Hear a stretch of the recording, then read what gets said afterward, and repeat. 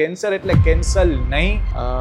મારું સ્પેશિયાલિટી છે હેડ એન્ડ નેક કેન્સર, અને આ હેડ એન્ડ નેક કેન્સરની અંદર મોસ્ટ કોમન જે કહી શકાય ઓરલ કેન્સર છે.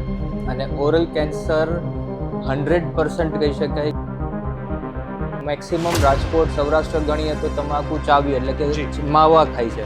લોકોમાં એવી માન્યતા છે કે આ ઇન્વેસ્ટિગેશન કરીએ એટલે આપણે આખું કેન્સર નિદાન કરી લીધું ને હવે પછી આપણને ક્યારે નથી થવાનું. એક ખોટી માન્યતા છે. યંગસ્ટર્સમાં બહુ બધો ક્રેઝ થયો છે, ચાલુ જે છે સ્મોકિંગ અને ડિફરન્ટ વેઝ ઓફ સ્મોકિંગ. હવે હુક્કા બાર, શીશા બાર આ બધું બની ગયું છે. સો આ જે યંગસ્ટર્સનો ક્રેઝ છે આ બધું જ ફેક્ટર છે કે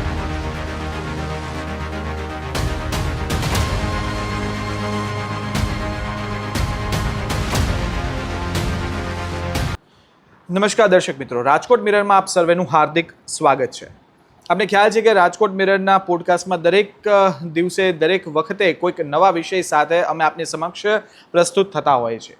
ત્યારે આજે જે આપણે વિષય ઉપર ચર્ચા કરવાની છે તે વિષય ઉપર અનેકવિધ ચર્ચાઓ અનેકવિધ પ્લેટફોર્મ પર થતી રહે છે અને થઈ પણ ચૂકી છે. કેન્સર અને એમાં પણ લોકોની જાગૃતતાનો અભાવ, સાથોસાથ મેડિકલ અત્યારના જે રીતે હરણફાળ ભરી રહ્યું છે, નવા નવા ટેકનોલોજીકલ એડવાન્સમેન્ટ જોવામાં આવી રહ્યા છે, છતાં પણ ક્યાંક ને ક્યાંક લોકોમાં જે જાગૃતિનો અભાવ છે તે સૌથી મોટું વિશેષ કારણ બને છે નિદાનમાં.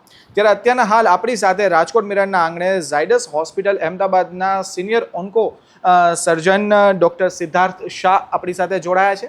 આપણે એમની સાથે સીધી જ વાતચીત કરીને જાણીએ કે એમનું શું માનવું છે. સાહેબ, પહેલાં તો આપનો ખૂબ ખૂબ આભાર કે આપ અમારા આંગણે પધાર્યા. શાહ સાહેબ, કેન્સર ઉપર તો અનેકવિધ ચર્ચાઓ ભૂતકાળમાં થઈ ચૂકી છે, આવનારા દિવસોમાં થતી પણ રહેશે. ખરા અર્થમાં મારો પ્રથમ પ્રશ્ન એ છે કે કેન્સરને અટકાવી કેવી રીતે, કઈ રીતે અટકાવવું? મારું સ્પેશિયાલિટી છે હેડ એન્ડ નેક કેન્સર, અને આ હેડ એન્ડ નેક કેન્સરની અંદર મોસ્ટ કોમન જે કહી શકાય ઓરલ કેન્સર છે. અને ઓરલ કેન્સર 100% કહી શકાય કે ટોબેકો ઇન્ડ્યુસ છે. ઓકે, હવે કલેક્ટિવલી આપણે વાત કરીએ તો 100%, પણ ફિગર વાઇઝ કરીએ તો એટલીસ્ટ 90% કહી શકાય કે એ તમાકુના કારણે કેન્સર થાય છે. તમાકુ કોઈ પણ પ્રકારે, આપણે જે અહીંયા આગળ મેક્સિમમ રાજકોટ સૌરાષ્ટ્ર ગણીએ તો તમાકુ ચાવી એટલે કે માવા ખાય છે, કે જે પ્રોસેસ્ડ પેકેટ્સ આવે છે એ ખવાય છે. અને હવે યંગસ્ટર્સમાં બહુ બધો ક્રેઝ થયો છે, ચાલુ જે છે સ્મોકિંગ અને ડિફરન્ટ વેઝ ઓફ સ્મોકિંગ. હવે હુક્કા બાર, શીશા બાર આ બધું બની ગયું છે. સો આ જે યંગસ્ટર્સનો ક્રેઝ છે આ બધું જ ફેક્ટર છે કે જે આપણને મોઢાના કેન્સર કરે છે. એની અંદર બહુ બધા લોકોનું એવું માનવું છે કે ભાઈ જે લોકો નથી ખાતા એને પણ કેન્સર થાય છે. અગ્રીડ, 10% કેસીસ એવા હશે કે જેને બીજા કોઈ કારણોસર છે, પણ 90% કેસીસ આપણે જોઈએ તો બધાને તમાકુના કારણે જ આ કેન્સર થાય છે. એટલે આપણે એવું કહી શકીએ કે આ પ્રિવેન્ટેબલ કેન્સર છે. અમુક કેન્સર જે છે એ આપણા કંટ્રોલમાં નથી, જે હેરિડિટરી હોઈ શકે અથવા તો જીનેટિક બાઉન્ડ હોઈ શકે, જે આપણા શરીરમાં ક્યારે ડેવલપ થાય છે, કેવી રીતે થાય છે નથી ખબર પડતી. That is not in our hand. But આ જે પ્રકારનું કેન્સર છે એ 100% પ્રિવેન્ટેબલ કેન્સર કહી શકાય, કે જેમાં ફક્ત ને ફક્ત જો આપણે આ વ્યસન મુક્ત રહીએ તો આ જે મોટું ચંક છે કેન્સરનું મોઢાનું એ આપણે બચાવી શકીએ છીએ. એટલે અવેરનેસ કરતાં પણ ઇગ્નોરન્સ છે. કેમ કે જે લોકો તમાકુ ખાય છે એ લોકોએ સરકારનું જે પેકેટની જે મર્યાદા છે, જે ઇન્સ્ટ્રક્શન છે, એમાં પ્રોપરલી ઇન્સ્ટ્રક્શન લખેલું છે. 80% 70% કવર જ હોય છે કે જેની અંદર એ લોકોએ ચેતવણી લખેલી હોય છે. છતાં પણ એ બધાની અવગણના કરીને એનો જે આનંદ લેવાની વાત છે એના માટે એ લોકોને વધારે ઈચ્છા હોય છે. સો પ્રેક્ટિકલી ઇગ્નોરન્સ બહુ છે અને કહી શકાય કે ઇમેચ્યોરિટી. કેમ કે હવે આપણે બહુ યંગર એજ ગ્રુપમાં પેશન્ટ્સો જોઈએ છે કે જે મોઢાના કેન્સર સાથે અમારી પાસે આવે છે. સ્મોકિંગના કારણે હોઠના કેન્સર, જીભના કેન્સર, ગળાના કેન્સર, અને તમાકુ ખાવાના કારણે જડબાના કે ગાલના કે જીભના કેન્સરો. તો ઓલમોસ્ટ 20-25 વર્ષની એજ ગ્રુપથી હવે પેશન્ટો અમે જોઈએ છીએ, જે અગાઉ અમે લોકો 40+, 50+ના એજ ગ્રુપના પેશન્ટ્સ જોતા હતા. પહેલાંના ટાઈમમાં લોકો લાંબા ટાઈમ સુધી તમાકુ ખાય પછી ડેવલપ થતું. પણ હવે જે નવા બધા પ્રોડક્ટ્સ આવે છે અને there is no quality bar in that. એટલે કોઈ ક્વોલિટી જેવું રહ્યું નથી. So even if they've consume for 1 year કે રિસેન્ટલી ચાલુ થયું છે કે શોર્ટ ટાઈમ પીરિયડ માટે જ લીધું છે, they are bound to develop cancer. અમે ભણતા ત્યારે એવું કહેતા કે કેન્સર પ્રોસેસને ડેવલપ થતાં 10 વર્ષનો ગાળો હોય. એટલે એ જે તમારા જીન્સમાં ડીએનએમાં જે ચેન્જીસ કરે એ ચેન્જીસ થતાં લગભગ 8 થી 10 વર્ષનો ગાળો કહી શકાય. પણ જે હવેની it's different to almost 1 or 2 years. એટલે તમે જોઈ શકો છો કે જે આપણે જે કંઈ પણ પદાર્થોનું ગ્રહણ કરીએ છીએ એની અંદર કેટલું ખતરનાક વસ્તુઓ કેમિકલ્સ હશે કે જે આપણને આટલું સ્પીડઅપ કરી દે છે બધી વસ્તુ. અને આ ગૂગલ ઇન્ટરનેટ ઉપર બધી જગ્યાએ ઇમેજીસ તમે જોઈ શકશો કે સિગરેટનો એક જે સ્ટિક છે એની અંદર કયા કયા કેમિકલ્સ હોય છે. તો બહુ જ આપણને આશ્ચર્ય થાય કે એની અંદર ટાર એટલે કે ડામર, પછી હાર્પિકને જે આપણે બધું ક્લીનર્સ યુઝ કરીએ છીએ, ડિટર્જન્ટ્સ યુઝ કરીએ છીએ, હેવી મેટલ્સ છે, આ બધી વસ્તુઓનો એની અંદર ઉપયોગ થતો હોય છે સિગરેટની અંદર. તો આપણે જ્યારે પણ એ વસ્તુનું કન્ઝમ્પશન કરીએ છીએ સો પ્રેક્ટિકલી આપણે આ બધા પોઈઝનસ વસ્તુઓ આપણા બોડીમાં લઈએ છીએ. અને ફોર ધેટ રીઝન આ જે એનો ડેમેજ છે એ એક્સપીડેટ થાય છે. સો યસ, ઇમ્પોર્ટન્ટલી એ છે કે આ વસ્તુની આપણને ખબર છે પણ આપણે એને બિલકુલ ગણકારતા નથી. સર, આપની રાજકોટમાં ફ્રિકવન્ટ વિઝિટ થતી હોય, આપની ઓપીડીઝ થતી હોય છે સર, શું જોવામાં આવ્યું છે ખાસ? અગાઉ પણ આપે જણાવ્યું કે ભાઈ યંગસ્ટર્સમાં અત્યારના ચલણ વધી ગયું છે. રાજકોટની શું સ્થિતિ છે અમદાવાદ, વડોદરા અને સુરતની, જો આપણે કમ્પેરિઝન કરીએ તો? સૌરાષ્ટ્ર આખું ગણીએ ને, રાજકોટ તો એનું કેપિટલ કહેવાય, પણ આખું સૌરાષ્ટ્ર ગણીએ તો મેક્સિમમ આજે હું રાજકોટ બોર્ન બ્રોટઅપ છું, ભણ્યો છું, પણ હું અત્યારે પ્રેક્ટિસ અમદાવાદમાં કરું છું. તો અમારે ત્યાં આગળ જે મેક્સિમમ પેશન્ટ લોડ છે કહી શકાય કે 90% એ સૌરાષ્ટ્રના પેશન્ટ્સ છે. સો આ તમે સમજી શકો છો આના ઉપરથી કે કેટલું મોટું બર્ડન છે. સો રાજકોટ ગણો, પેરીફરી ગણો, અમરેલી છે, કેશોદ જિલ્લો છે, જામનગર, જુનાગઢ, આ બધા જ પ્લેસીસ ઉપરથી અમારે regularly on an average at least 5-6 patient નવા કેસીસ ઓન ડેઇલી બેસિસ આવે છે જે રિસેન્ટલી ડાયગ્નોઝ થતા હોય એવા. સો જે બર્ડન છે એ આપણે ધારીએ છીએ એના કરતાં પણ વધારે છે. સર, દૂષણ ફેલાઈ ગયું, હવે આપણે વાત કરવી છે કે એને કઈ રીતે નિવારી શકાય. સર, ઓન્કોલોજી સાથે આપ છેલ્લા ઘણા વર્ષોથી પ્રેક્ટિસ કરી રહ્યા છો સાહેબ, શું નવા એડવાન્સમેન્ટ, શું નવી ટેકનોલોજી કે જેનાથી આ જે દૂષણ જે છે એને નિવારવામાં ઉપયોગી નીવડે? સર, હવે પહેલી વસ્તુ તો prevention is better than cure. બરાબર, એટલે એ આપણે તો નાનપણથી સાંભળીએ જ છીએ. એટલે પ્રિવેન્શન જે છે આપણે એ એજ્યુકેશન સ્કૂલમાં લાવવાનું છે કે ભાઈ આ વસ્તુ ખરેખર દૂષણ છે. અને જે આપણને નાનપણમાં ગુડ હેબિટ્સ, બેડ હેબિટ્સ શીખડાવે છે, એલ્ડર સાથે કઈ રીતે બિહેવ કરવું, મોટા લોકો નાના આપણે કઈ રીતે વર્તન કરવું કલ્ચરમાં, એની સાથે સાથે આ વસ્તુનું પણ આપણા એજ્યુકેશન સિસ્ટમમાં ખરેખર ઇન્ક્લુઝન હોવું જોઈએ, જેથી કરીને બાળકોના મનમાં એ ત્યારથી જ ખબર પડે કે આ જે વ્યસન છે એ કેટલું ખરાબ છે. બિલકુલ. So I think charity begins at home. બરાબર, એટલે આજે મા બાપને કે પેરેન્ટ્સને એ લોકો ટોબેકો યુઝ કરતા જોવે છે તો એ લોકોને એ વસ્તુ એવું લાગે છે કે મારા દરેક બાળક છે તો એના માટે એના પેરેન્ટ્સ આઈડિયલ છે. કોકને પોતાના ફાધર આઈડિયલ હશે, કોઈના માટે કોઈની મધર આઈડિયલ હશે, પણ આજે જ્યારે એ ઘરમાં જ એનો વપરાશ થતા જોઈએ છે તો પ્રોબેબલી એના માટે એ ડર નથી, એ ઇનિબિશન નથી. So somewhere as a parents also we have to understand કે જે બાળકનું ગ્રોથ થતો હોય એ સમયે આપણે એ વસ્તુનું એક્સપોઝર એની સાથે ના થવું જોઈએ. સેકન્ડ જે છે આ એક પ્રિવેન્ટિવ પાર્ટની આપણે વાત કરી, પણ ડાયગ્નોસ્ટિકલી હવે આપણી પાસે ઘણા બધા એડવાન્સીસ આવી ગયા છે કે જેને થઈ ગયું છે, હવે જે પ્રોસેસ બની ગઈ છે એને આપણે નથી અટકાવી શકવાના. આપણે એનું ઇવેલ્યુએશન કરી કે એનું માહિતી લઈને આપણે એને ટ્રીટમેન્ટ આપી શકશું કે ફ્યુચરમાં પણ આપણે થતું અટકાવી નથી શકવાના, કેમ કે આ એક પ્રકારનો જીવાણુ નથી, આ કોઈ ઇન્ફેક્શન, વાયરસ, બેક્ટેરિયા નથી. આ આપણા જ શરીરના જે સેલ્સ છે કે જેનું જન્મ અને મરણ રેગ્યુલેટેડ છે એ અનરેગ્યુલેટેડ થઈ જાય, એટલે એ અનકન્ટ્રોલ્ડ બની જાય અને એ મરતા જ નથી. દે બીકમ અમર, જે આપણે કહીએ ને એવા, કે એ સેલ્સ પોતાની જ રીતે ફાસ્ટ ગ્રો કરતા એટલી બધી ડબલિંગ કરી નાખે કે એ આપણા જ શરીરને ખાતું જાય. એટલે it's like a termite, okay, કે જે અંદરથી લાકડાને ખાઈ નાખે અને આપણને બહારથી ખબર પણ ના પડે. આ એક્ઝેક્ટલી અમે લોકો પેશન્ટને આ જ સમજાવીએ કે આ એક પ્રકારનું ટર્માઇટ છે કે જે તમને અંદરથી ડેમેજ કરે છે. બિલકુલ. એટલે ડાયગ્નોસ્ટિકલી જે આપણે અત્યારે કરી શકીએ છીએ એની અંદર પ્રેઝન્ટ કન્ડિશન કેટલી ખરાબ છે એ આપણે અનુમાન લાવી શકીએ. અને પબ્લિકમાં હવે અવેરનેસ છે કે ભાઈ લેવલ ઓફ ઇન્વેસ્ટિગેશનમાં આજકાલ જે રિસેન્ટલી પેટ સિટી સ્કેન, કે જે કહી શકાય કે હાઈએસ્ટ લેવલ ઓફ ઇન્વેસ્ટિગેશન છે, એ હવે બહુ અવેલેબલ થવા માંડ્યું છે. આજથી કદાચ 5-7 વર્ષ પહેલાં એ બહુ લિમિટેડ સેન્ટર્સમાં થતું હતું અને હવે પ્રોબેબલી રાજકોટની અંદર કદાચ તમારી પાસે 2 થી 3 સેન્ટર છે કે જ્યાં થવા માંડ્યું છે. એટલે આખા સૌરાષ્ટ્રમાં આજે નાના નાના પ્લેસીસ ઉપર પણ જામનગર છે, અમરેલી છે, જુનાગઢ છે, ત્યાં પેટ સિટી સેન્ટર્સ આવવા માંડ્યા છે.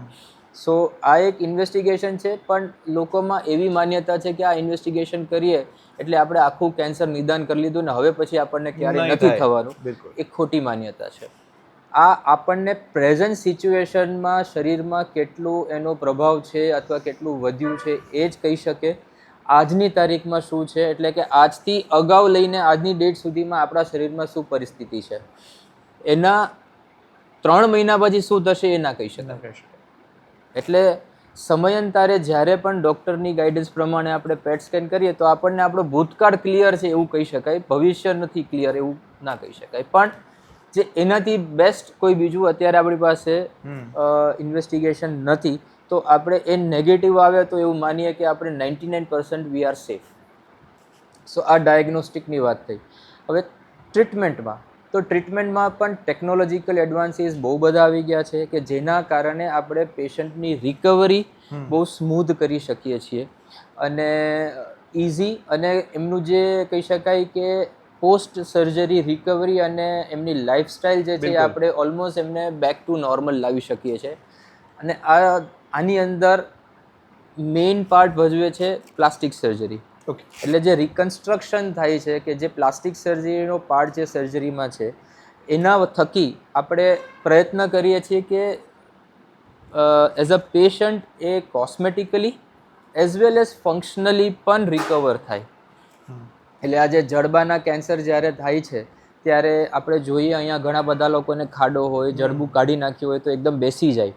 તો હવે અદ્યતન પ્લાસ્ટિક સર્જરીની જે ટેકનિક્સ છે એમાં આપણે જડબું ફરી બનાવી શકીએ છીએ. એ જડબું બનાવીને એના ઉપર ભવિષ્યમાં દાંત પણ પાછા મૂકી શકીએ છીએ જેથી કરીને ફરીથી પાછા એ પોતાની રીતે ચાવી શકે. શક્ય બધું જ છે જેથી કરીને કોસ્મેટિક અને ફંક્શનલ રિકવરી. અત્યાર સુધી આપણે જે પ્લાસ્ટિક સર્જરી જે ભૂતકાળમાં થતી હતી એ ફક્ત ને ફક્ત અંદરની બીમારી કાઢ્યા પછી એને પેચ કરવા માટે થતી હતી, પણ એમાં કોઈ ફંક્શનલ રિકવરીનો કોઈ ઉદ્દેશ્ય નહોતો. પણ આ જે રિસેન્ટ એડવાન્સીસ પ્લાસ્ટિક સર્જરીમાં આવ્યા છે એમાં આપણે ફંક્શનલ રિકવરી પણ આપીએ. જીભનું કેન્સર થયું હોય તો પહેલાના ટાઈમમાં જીભને ટાંકા લઈને કરી દે તો એમનું ખાવા પીવાનું, બોલવાનું બધું બંધ થઈ જતું, ફરક પડતો હતો, એટલે ઓરલ ક્રિપલ થઈ જતું પેશન્ટ. પણ જે નવી પ્લાસ્ટિક સર્જરી આવી છે રિસેન્ટલી, એની અંદર આપણે એને ટંગથી સક્ષમ કરીએ છીએ કે બોલી શકે, ખાઈ શકે. ઇવન આપણે ઓલમોસ્ટ 80% જીભ જતી રહી હોય તેમ છતાં પેશન્ટની સ્પીચ આપણે રેકગ્નાઇઝેબલ કહી શકાય કે શું બોલે છે સમજી શકીએ. બિલકુલ ના બોલી શકાય એના કરતાં એટલીસ્ટ રેકગ્નાઇઝેબલ સ્પીચ, ઓડિબલ સ્પીચ કરી શકીએ છીએ. એટલીસ્ટ મોડેથી ચાવીને નહીં તો પણ ક્રશ ખોરાક ઉતારી શકીએ એવી આપણે એમને ક્ષમતા આપી શકીએ છીએ જેથી કરીને હેલ્થ એમની સારી રહે. સો આ એક રિકન્સ્ટ્રક્ટિવ એસ્પેક્ટથી આપણી પાસે ઇનોવેશન્સ ને એડવાન્સીસ છે. હવે ટેકનોલોજી, તો ટેકનોલોજીમાં આપણી પાસે ઇન્સ્ટ્રુમેન્ટ્સ આવી ગયા છે જેની અંદર કહી શકાય કે લેપ્રોસ્કોપિક એટલે કે દૂરબીન અને રોબોટિક. એક સમય હતો કે લેઝર વસ્તુ બહુ નવી હતી, પણ હવે લેઝર સર્જરી કરાવી કે લેઝર સર્જરીથી કરવું એ બહુ કોમન વસ્તુ છે અને બહુ લોકોમાં એ વસ્તુની જાગૃતતા છે. સો આજે અમારી પાસે પેશન્ટ્સ આવે તો બધા એમ પૂછે કે આ તમે લેઝરથી ઓપરેશન કરશો.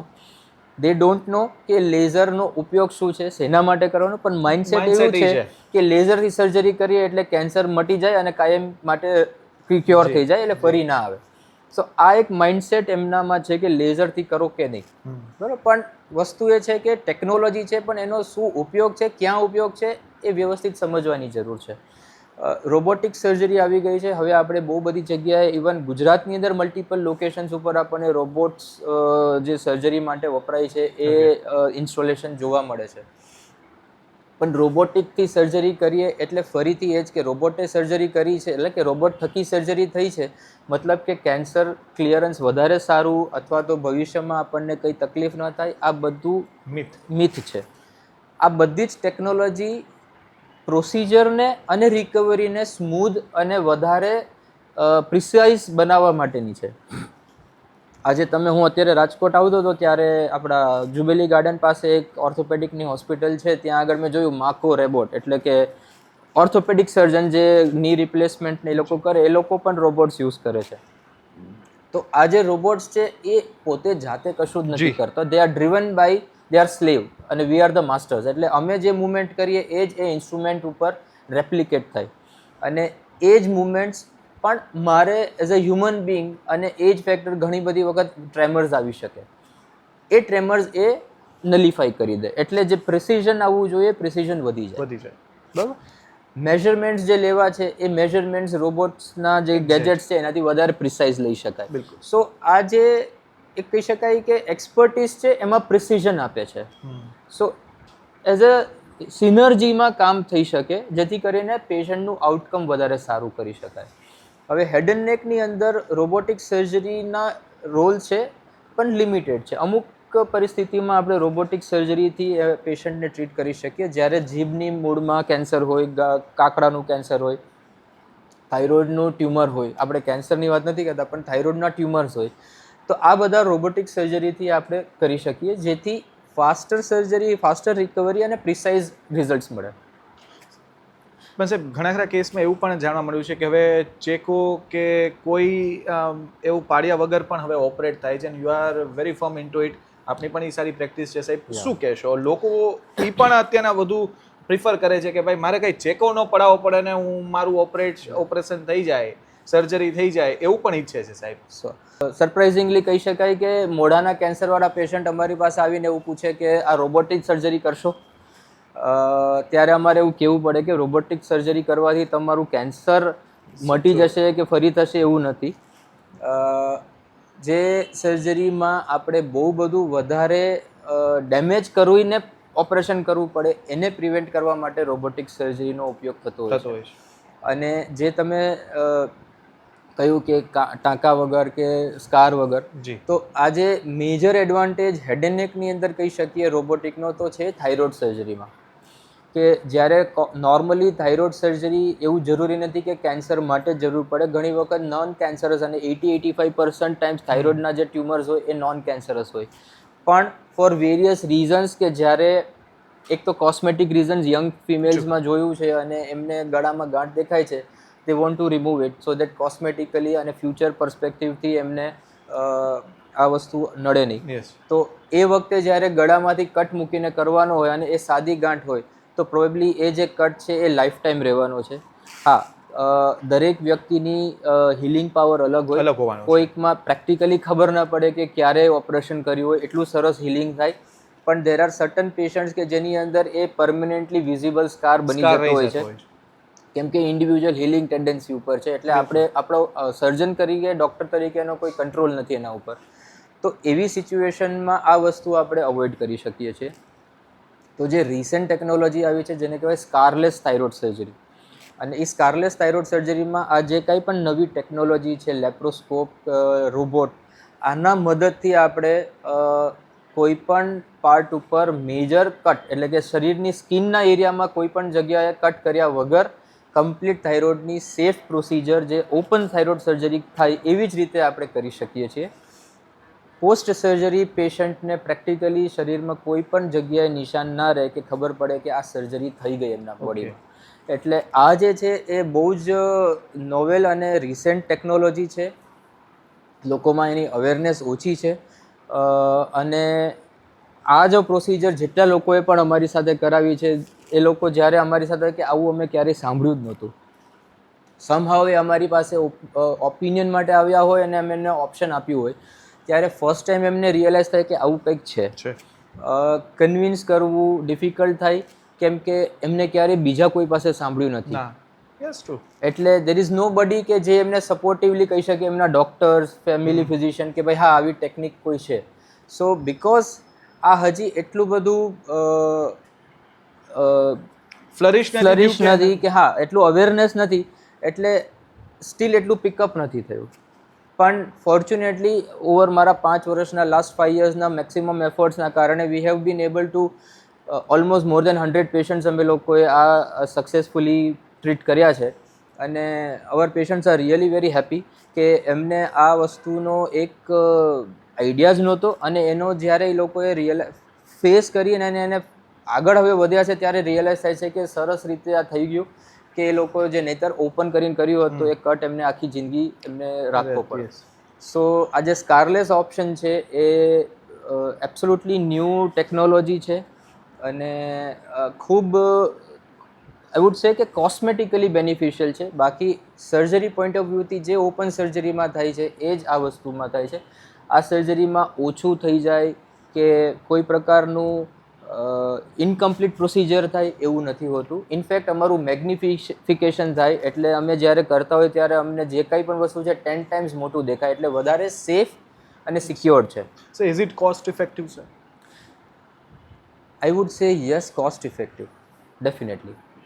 સર માની લો કે જ્યારે કોઈ કેન્સર પેશન્ટનું ઓપરેટ થઈ જાય, સર્જરી થઈ જાય, પછી એ લોકોને જેમ આપણે આપના જવાબમાં કીધું કે પછી એ લોકો નિસ્ફિકર થઈ જતા હોય છે કે ભાઈ હવે એમને કેન્સર નહીં થાય, અને પાછી એની જે લાઈફસ્ટાઈલ જે છે એ બેક ટુ રૂટીન જે પહેલાં હતી એવી થઈ જતી હોય છે. સાહેબ, આ કેટલી અંશે જોખમી સાબિત થાય છે, અને ખરા અર્થમાં શું સ્ટેપ્સ લેવા જોઈએ આફ્ટર સર્જરી, અને લાઈફસ્ટાઈલ મોડિફિકેશન કઈ રીતે કરવું જોઈએ?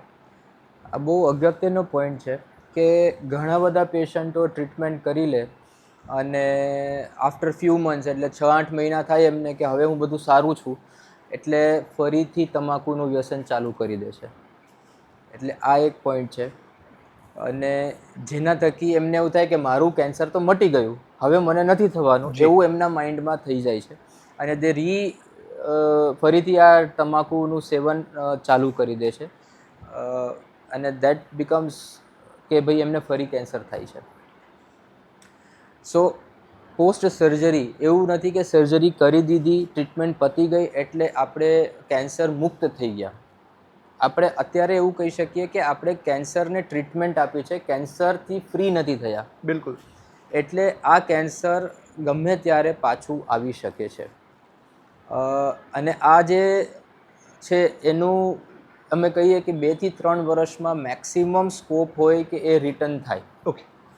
પણ એટલે ફર્સ્ટ 2 to 3 યર્સ અમે લોકો પેશન્ટને ફ્રિકવન્ટલી ફોલોઅપ માટે બોલાવતા હોઈએ છીએ, એ જોવા માટે કે આપણે જે જગ્યાએ ટ્રીટમેન્ટ કરી છે એ ટ્રીટમેન્ટ સિવાય કોઈ પણ જગ્યાએ નવું ડેવલપમેન્ટ થતું હોય તો આપણે એને અર્લી સ્ટેજમાં અટકાવી શકીએ અથવા ટ્રીટ કરી શકીએ.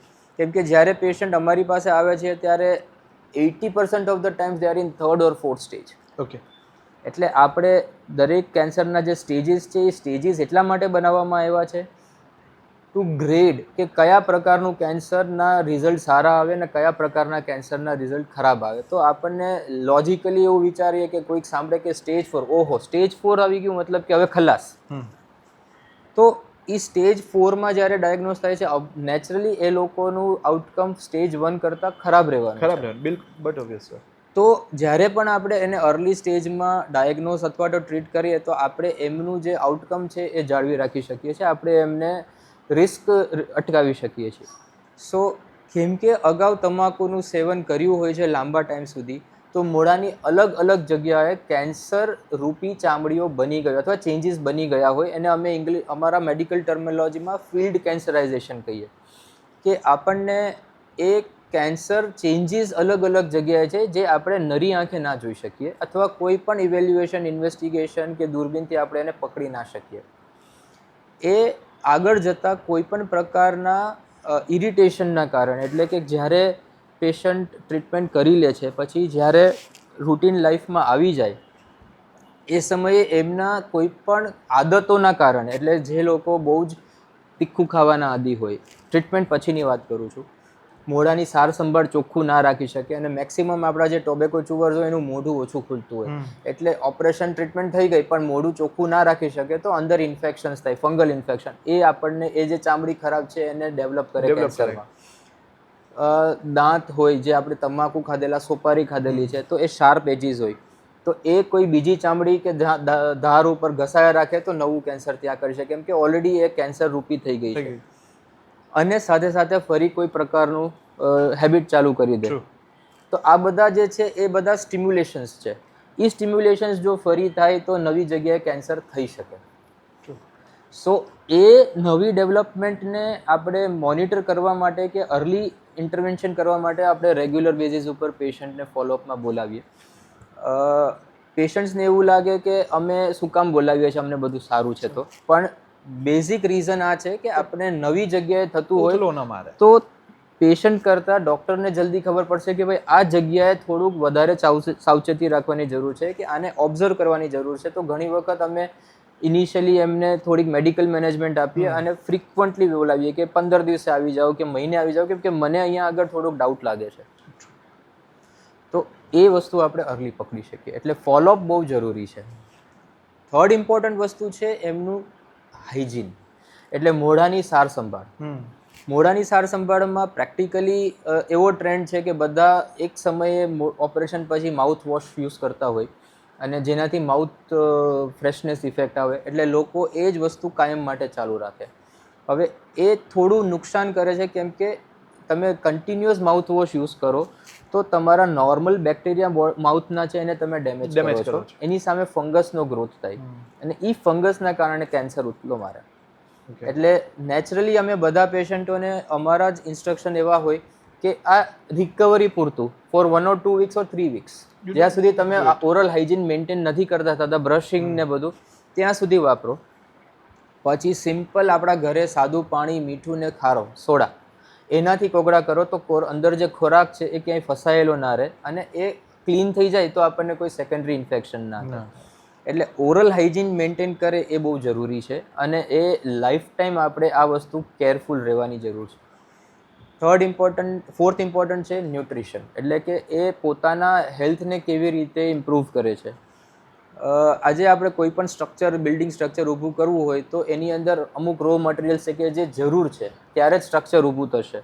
સો જે એનું બિલ્ડિંગ બ્લોક છે એ બ્રિક્સ છે કે બ્લોક્સ છે કે સિમેન્ટ છે. તો આપણા બોડીનું બિલ્ડિંગ બ્લોક છે પ્રોટીન, કે પ્રોટીન હશે તો આપણી ઇમ્યુનિટી સ્ટ્રોંગ રહેશે. અને પ્રોટીન આપણા શરીરમાં નેચરલી બિંગ ઇન ગુજરાત આપણો બેઝિકલી સ્ટેપલ ડાયટ ઘઉં હોય છે, ઘઉં છે, ચોખા છે, ટૂંકમાં સિરિયલ્સ વધારે છે. અને એ વસ્તુ એટલા માટે છે કે પાસ્ટમાં આપણે ત્યાં ખેડૂતો હતા, જે લોકો માલધારીઓ હતા, જે બહુ મજૂરી કરતા હતા, મહેનત કરતા હતા, જેમાં શ્રમ આવતો હતો, ત્યારે એ લોકોને આ કેલરીઝની જરૂર પડતી હતી. પણ હવે આપણે બધા ડેસ્ક વર્ક ઉપર આવી ગયા છીએ, આપણી ફિઝિકલ એક્ટિવિટી ઓછી થઈ ગઈ છે. સો આપણે જે સિરિયલ્સ છે એનું પ્રમાણ, એટલે જે એમાંથી જે એ ખાલી પ્રેક્ટિકલી એનર્જી સોર્સ છે, કેલરી સોર્સ છે, એ આપણી ઇમ્યુનિટી નથી ઇમ્પ્રૂવ કરતી. ઇનફેક્ટ આપણે ઇન્સ્યુલિન રેઝિસ્ટન્સ ને શુગર કંટ્રોલ જે આ પ્રોબ્લેમ છે because of excessive use of serials છે. તો પ્રોટીનનું પ્રમાણ આપણા ખોરાકમાં બહુ જ લિમિટેડ છે. એટલે જ કદાચ પહેલાના પાસ્ટમાં અમુક વીકના એક દિવસમાં નક્કી કર્યું હોય કે આ દિવસે કઠોળ કરવાનું, બરાબર. એટલે આપણે અત્યારે એવી પ્રથા છે કે ભાઈ મંગળવાર કે બુધવાર કે કઠોળ હોય જ ફેમિલીમાં. ધેટ ઇઝ બીકોઝ કે એ દિવસે આપણા શરીરમાં એક પ્રોટીન જાય, એટલે આ લોકો, આપણા વડીલોએ એવી પ્રથા પાસ કરી હોય કે ભાઈ એક કઠોળ આપણા શરીરમાં જાય જેથી પ્રોટીન મળે. આપણે ત્યાં આગળ જે કંઈ પણ પ્રોટીન પોઈન્ટ ઓફ વ્યૂથી દાળ ને બધું બનતું આપણે બહુ પાતળી રાખીએ છીએ, એટલે આપણે overall protein content is very less. So as a cancer patient એનામાં પ્રોટીન ઇન્ટેક આપણું એક કહી શકાય કે એનું એક છે કે 1.5 grams per day per KG of body weight. Normally આપણે 1 ગ્રામની જરૂર પડે એઝ એન હેલ્ધી ઇન્ડિવિજ્યુઅલ, પણ કેન્સર પેશન્ટને 1.5 ગ્રામ પર કેજી પર ડે, એટલે 70 kgનું પેશન્ટ હોય તો એને રફલી 100-125 ગ્રામ પ્રોટીન લેવું જોઈએ, 100 ગ્રામ જેવું મિનિમમ. તો એ માટે થઈને આપણે પ્રયત્ન એ કરવા પડે કે આપણા દરેક ખોરાકમાં 10 મીલ લઈએ તો 10 મીલની અંદર આપણી પાસે ડિવાઇડેડ પોર્શનમાં પ્રોટીનનો કન્ટેન્ટ કન્ટેન્ટ હોવું જાય. જોઈએ બિલકુલ. હવે આ પ્રોટીન આપણા બોડીને સ્ટ્રેન્થનિંગ કરશે ઇન્ટરનલી અને આપણી ઓવરઓલ ઇમ્યુનિટી ઇમ્પ્રૂવ કરશે કે જે આપણા શરીરને સ્ટ્રોંગ બનાવશે અને આ જે કેન્સરસ સેલ્સ જે બોડીમાં ડેવલપ થાય છે એને દબાવશે. એટલે આપણે જેટલું ઇન્ટરનલ ઇમ્યુનિટી ઇમ્પ્રૂવ કરીશું એટલું આપણું કેન્સર વધારે કંટ્રોલમાં રહેશે અને ઇમ્પ્રૂવ થશે. સો 5 વર્ષ અમે કહીએ કે કેન્સર કંટ્રોલમાં છે, 5 વર્ષ પછી અમે કહી શકીએ કે આ જે ટ્રીટમેન્ટ આપેલું છે એ કેન્સર મટી ગયું. નવું કેન્સર આજીવન ગમે ત્યારે થાય. સો પેશન્ટ એક વખત કેન્સર ડેવલપ થયું છે એને ફ્યુચરમાં ગમે ત્યારે ગમે તે પાર્ટનું થઈ શકે એવી શક્યતા છે. સો જેટલું હેલ્ધી લાઈફસ્ટાઈલ આપણે ડેવલપ કરીએ એટલું આપણે આપણા શરીરને અંદરથી સ્ટ્રોંગ બનાવી શકશું જે કેન્સરને અટકાવી શકશે. જીનેટિકલી આપણા બોડીમાં જીન્સ છે કે જે આપણને કેન્સર ડેવલપ કરી શકે એ આપણે બર્થ સાથે જ લાવીએ છીએ, જન્મ સાથે જ. પણ આપણા શરીરની અંદર એના ઉપરનો એક કંટ્રોલ હોય કે જે કેન્સર ન થવા માટેના જીન્સ વધારે એક્ટિવ હોય અને એને ઇનએક્ટિવ રાખે. પણ આપણી આદતો આ વસ્તુનું રિવર્સ કરી દે છે. તો ફરીથી જો આપણે આપણા બોડીને અંદરથી ડેવલપ કરીએ તો આ ફરી જે ઓન્કો જીન્સ છે એ આપણે એને સપ્રેસ કરી શકીએ. તો સાહેબ આપે કહ્યું કે બાય બર્થ જીન્સ અમુક રહેવાના છે જે કેન્સરને નોતરી શકે છે. માની લો કે કોઈ વ્યક્તિ સર વ્યસન નથી કરતું છતાં એને કેન્સર થાય છે, તો આવા કયા સિમ્ટમ્સ હોઈ શકે કે માની લો કે એના ધ્યાને આવ્યા હોય ને ડૉક્ટરને જો એ કન્સલ્ટ કરે તો જે કહેવાય કે જે એડવર્સિટી જે છે તે ન આવે અને અર્લી સ્ટેજમાં એનું ડાયગ્નોસિસ થઈ જાય? હા, એટલે સિમ્ટમ્સ તો બધી weather it was because of tobacco કે નોન ટોબેકો સિમ્ટમ્સ સેમ જ રહે છે. ડિફરન્સ એટલો થાય છે કે ટોબેકો ઇન્ડ્યુસ્ડ કેન્સર અને નોન ટોબેકો ઇન્ડ્યુસ્ડ કેન્સરની અંદર જે લોકોને અધર રીઝન્સથી થયા છે એમાં રિપીટ થવાની શક્યતા ઘટી જાય. ઓકે. આજે મોઢાની અંદર આપણને કોઈ દાંત તૂટી ગયો છે અથવા કેરીઝ થયું છે અને બ્રેક થઈ ગયો છે તો એ જે શાર્પ એજ છે એ આપણને જીભની ધાર સાથે કે ગાલ સાથે કે છેલ્લા ઢાળ પાસે ઘસાયા રાખે. તો કોઈ પણ પ્રકારનું ક્રોનિક ઇરિટેશન એ કેન્સરનું એક કારણ બનતું હોય છે. એટલે આપણી ડેન્ટલ હેલ્થ, આપણા ખોરાકના કારણે આપણી ડેન્ટલ હેલ્થ પણ અફેક્ટ થઈ રહી છે અને એના કારણે જ આપણે ડેન્ટલ ચેકઅપ રેગ્યુલર બેઝિસ ઉપર કરતા રહીએ. જે કોઈ પણ શાર્પ એજીસ દાંતની હોય, રફ એજીસ હોય એને આપણે કન્ટિન્યુઅસલી ટ્રીટ કરતા રહીએ જેથી કરીને એ શાર્પ એજીસ આપણને સાયલેન્ટલી ડેમેજ કરતું ના રહે. સેકન્ડ ફેક્ટર છે વાયરસીસ. અમુક વાયરસીસ છે કે જે આપણને મોઢાના કેન્સર કરી શકે જેનું પ્રમાણ ઇન્ડિયામાં કહી શકીએ તો 5%થી પણ ઓછું છે. અને એ જે વાયરસ છે HPV જે ફિમેલ્સમાં સર્વાઇકલ કેન્સર કરે છે. હવે આ વસ્તુ ગળામાં એટલે કે કાકડાનું અને જીભના મૂળમાં એટલે કે બેઝ ટંગના કેન્સર્સ કોમનલી કરતું હોય પણ મોઢાના કેન્સર પણ કોઈક પર્સન્ટેજમાં કહી શકીએ કે લેસ દેન 5% કેસીસમાં તમને જોવા મળે કે આ પેશન્ટને વ્યસન નહોતું, દાંતની કોઈ ઇસ્યુ નથી પણ છતાં કેન્સર થયું. તો પોસિબિલિટી છે કે આ HPV ઇન્ફેક્શનના કારણે. હવે HPV ઇન્ફેક્શન મોઢામાં પુરુષોને કેવી રીતે આવ્યું? તો સેક્સ્યુઅલ પ્રેક્ટિસના કારણે કે જે આપણે વેસ્ટર્નાઇઝેશન ઓરલ સેક્સની પ્રમોશન કરતા હોઈએ છીએ તો દેટ ઇઝ ધ રીઝન કે મોઢાની અંદર કેન્સર આપણને HPV રિલેટેડ થાય. બરાબર? એટલે જેટલું આપણે સિમ્ટમ્સ વાઇઝ તો બધું સેમ જ રહેવાનું છે. પ્રેક્ટિકલી જ્યારે કેન્સર બનશે તો એ સેમ રીતે જ પ્રેઝન્ટ કરવાનું છે જેમ તમાકુના કારણે થયું છે કે મોઢામાં કોઈ ચાંદી પડી છે જે લગભગ મેડિકલ મેનેજમેન્ટ કર્યું અઠવાડિયા 10-15 દિવસ સુધી છતાં એ મળતી નથી તો એ ડેફિનેટલી નીડ્સ એન અટેન્શન. આપણને ગળામાં કોઈ ગાંઠ જેવું ફીલ થઈ રહ્યું છે તો એ શું કામ થયું છે? મોટાભાગે એવું લાગે કે ઇન્ફેક્શનના કારણે થયું હોય કે ટોન્સિલના કારણે છે કે ટ્યુબરક્લોસિસના, પણ એ મળતું નથી તો એનું એક ઇવેલ્યુએશન કરવાની જરૂર છે. મોઢાની અંદર સફેદ પેચ, રેડ પેચ જે લાંબા ટાઈમથી રહેતું હોય તો એને પણ આપણે કન્સલ્ટ કરીને અવગણના નહીં કરવાની. ઘણા લોકોને એવી આદત છે કે દાઢ દુખે છે તો ડેન્ટિસ્ટ પાસે જઈને દાઢ પડાવી દેવાના. પણ દાઢ પડાવતી વખતે ખાસ એ જોવાનું કે આજુબાજુના પેઢા ઉપર જો સોજો હોય, એબનોર્મલ ગ્રોથ જેવું લાગતું હોય અથવા દાંત કોઈ પણ કારણસર પોતાની રીતે હલવા માંડ્યો છે. દેટ મીન્સ એનું ફાઉન્ડેશન વીક થયું છે. ફાઉન્ડેશન વીક થવાનું ઇન્ફેક્શન કારણ હોય જ, પણ આપણે એક સ્ટેપ આગળ જઈને સાવચેતી રાખીને એક વખત એનું પ્રોપર ઇવેલ્યુએશન કરીને પછી કરવાનું. એટલે લોકોમાં માન્યતા છે કે દાઢ પડાવી એટલે કેન્સર થાય, પણ એવું નથી.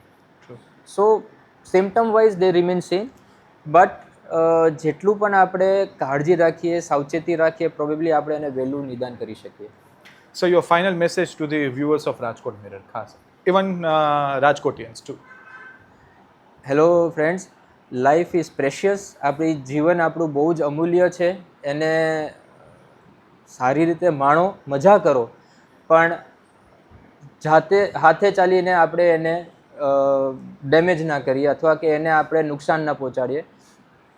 કેમ કે આપણી લાઈફ સાથે ઘણા બધા લોકો સંકળાયેલા છે અને આ જે છે એક પ્રકારની જે બીમારી છે એ ખાલી વ્યક્તિની નથી, આખા ફેમિલીની બીમારી બની જાય છે અને એ લાઈફ ટાઈમ તમને એ વસ્તુ કોઈક રીતે પરેશાન કરતું હોય છે.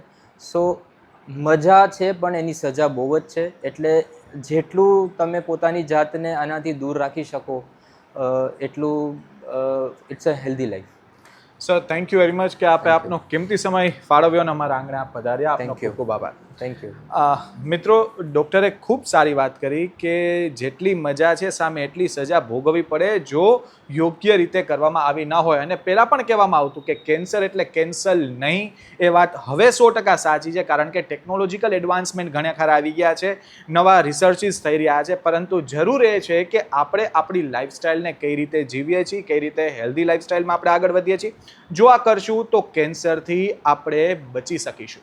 ત્યારે આવા જ કોઈ નવા વિષય સાથે અમે આપની સમક્ષ પ્રસ્તુત થશું. ત્યાં સુધી મને રજા આપો અને જોતા રહો રાજકોટ મિરર. નમસ્કાર.